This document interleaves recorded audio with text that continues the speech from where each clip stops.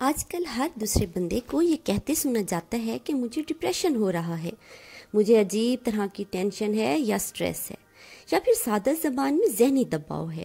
اگرچہ ہر انسان کی طرح اس ڈپریشن کی نوعیت بھی مختلف ہوتی ہے، مگر میری ذاتی تحقیق کے مطابق اس مرض کی علامات تقریباً تمام متاثرہ افراد میں ایک جیسی ہوتی ہیں۔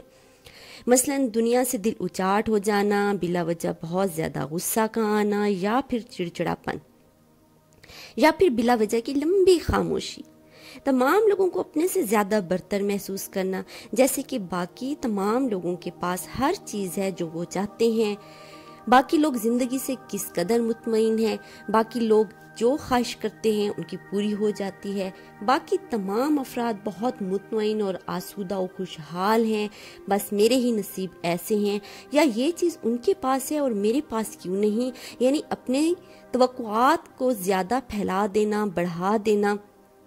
یہ ڈپریشن اگر شدید نوعیت اختیار کرے تو بعض اوقات لا علاج بھی ہو جاتا ہے۔ تحقیق بتاتی ہے کہ 3,050 ملین سے زائد افراد اس مرض میں مبتلا ہیں۔ مجھے یاد آتا ہے بچپن میں ہماری ایک دور پرے کی پھپھی حسینہ تھی، ہم نے سنا کہ ان پر پاگل پن کے دورے پڑتے ہیں، پورے خاندان میں وہ موضوع سخن بن گئی۔ ہم بھی باقی بچوں کے ساتھ بہت پراشتیاق تھے کہ ان کے گھر جا کر دیکھا جائے کہ پاگل لوگ کیسے ہوتے ہیں، کیا کرتے ہیں، کیوں کرتے ہیں، کیسے کرتے ہیں۔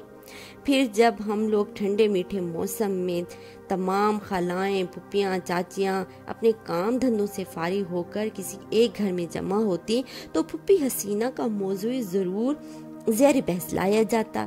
سب کی متفقہ رائے یہ تھی کہ پھپھی حسینہ کی ساس اور نندیں بہت ظالم ہیں،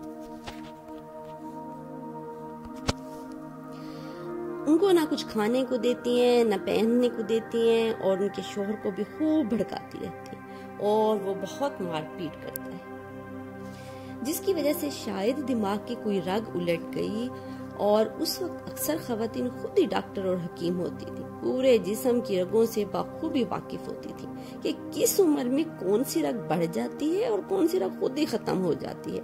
بیالوجی کے علم سے بخوبی واقف تھی، حالانکہ اسکول کی شکل بھی نہیں دیکھی ہوتی تھی۔ خیر، مختصراً ہم بھی پھپھی حسینہ کے گھر اپنی دادی حضور کے ہمراہ عیادت کو گئے، مگر دادی تو وہاں جا کر جیسے پھپھی حسینہ کو بھول ہی گئی اور ان کے گھر والوں سے باقی امور پر تبادلہ خیال شروع کر دیا، اور ہم پورے گھر میں پھپھی حسینہ کی تلاش میں سرگرداں تھے کہ ہمیں ایک درخت کے نیچے پھپھی جو ہے وہ ٹھنڈی میٹھی چھاؤں میں بیٹھی نظر آئیں۔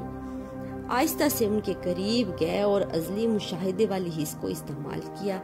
وہ زمین میں ایک معمولی سا گڑھا کیے بیٹھی تھیں اور پھر ایک معمولی سے تنکے پر اس گڑھے سے مٹی اٹھاتی اور ایک ہاتھ کے فاصلے پر جا کر اس مٹی کی معمولی سی ڈھیری بناتی جاتی۔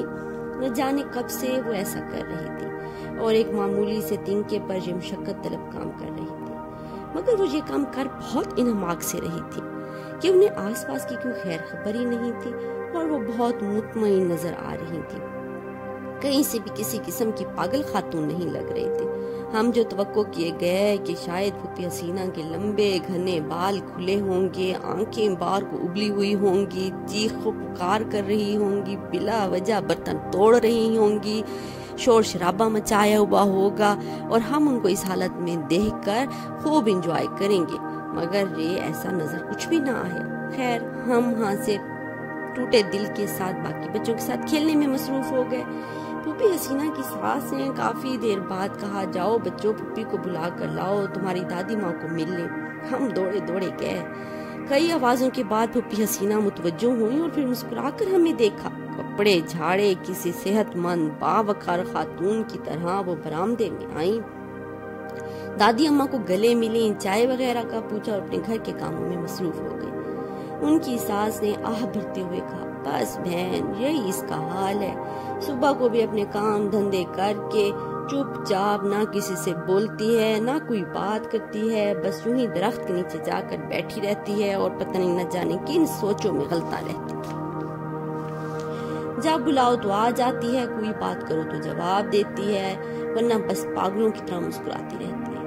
دادی اماں نے بھی زور شور سے کیا اور ہم گھر لوٹے۔ اب میں سوچتی ہوں تو سمجھ آتا ہے کہ پھوپھی حسینہ پاگل واگل نہیں تھی، وہ ڈپریشن کا شکار تھی۔ وہ مٹی کے ساتھ کھیل کر اپنی توجہ پریشان کن معاملات سے ہٹا کر اس مٹی کی ڈھیری پر لگا دیتی۔ چونکہ اس وقت جدید زمانے کی طرح ہمارے چھوٹے سے شہر میں نہ کوئی سائیکالوجسٹ اور نہ ہی سائیکائٹرسٹ کا وجود تھا، تو وہ خود ہی اپنا علاج کر رہی تھی۔ مطلب سیدھی سی بات کہ جب بھی آپ ڈپریشن کا شکار ہوں تو اپنی توجہ اپنے معاملات کے فوکس پوائنٹ کو بدل دیں۔ جو بات، جو چیز، جو معاملہ آپ کو ڈپریس کر رہا ہے اس سے توجہ ہٹا دیں۔ انشاءاللہ اصلاح علاج مرض کا علاج ممکن ہو جائے گا۔ اور دوسری بڑی وجہ ڈپریشن کی کہ اپنے توقعات کو بڑھا دیتے ہیں۔ صبر اور شکر سے جو ہے وہ ہم اس کا علاج آرام سے کر سکتے ہیں۔ جو موجود ہے اس پر شکر کریں، اور جو نہیں ہے یقیناً اس میں میرے رب کی کوئی نہ کوئی حکمت ہوگی، مصلحت ہوگی، اس پر صبر کریں۔ اپنے کردار کو دوسروں کے لیے مخلص بنا دیں۔ یہ نہ دیکھیں کہ اور لوگ آپ سے کتنے مخلص ہیں، بلکہ یہ سوچیں کہ آپ ان سے کتنا مخلص ہیں۔ خوشیوں میں خوش ہونا سیکھیں۔ مقابلہ بازی کا رجحان جو فروغ پا رہا ہے، اس کو ختم کرنا ہوگا۔ جو چیز ڈپریشن کا باعث بن رہی ہے اسے دور چلے جائیں۔ ہمیشہ کے لیے ممکن نہیں تو کچھ وقت کے لیے چلے جائیں۔ پھوپھی حسینہ کی طرح اپنا فوکس پوائنٹ بدل دیں۔ وہ عطا کرے تو شکر اس کا، وہ عطا کرے تو شکر اس کا، وہ نہ دے تو ملال نہیں۔ میرے رب کے فیصلے کمال ہیں، ان فیصلوں میں زوال نہیں۔ یہ بات ہمیں سمجھنی ہوگی کہ دوسروں کی دیکھا دیکھی اگر ہم اپنی زندگی پھولوں سے نہیں بھر سکتے تو کم از کم اپنی زندگی کو کانٹوں سے نہ بھریں۔ ڈپریشن کا علاج ممکن ہے، بشرط یہ کہ ہم اپنے حال میں جینا سیکھیں اور اس حال میں خوش ہونا سیکھیں۔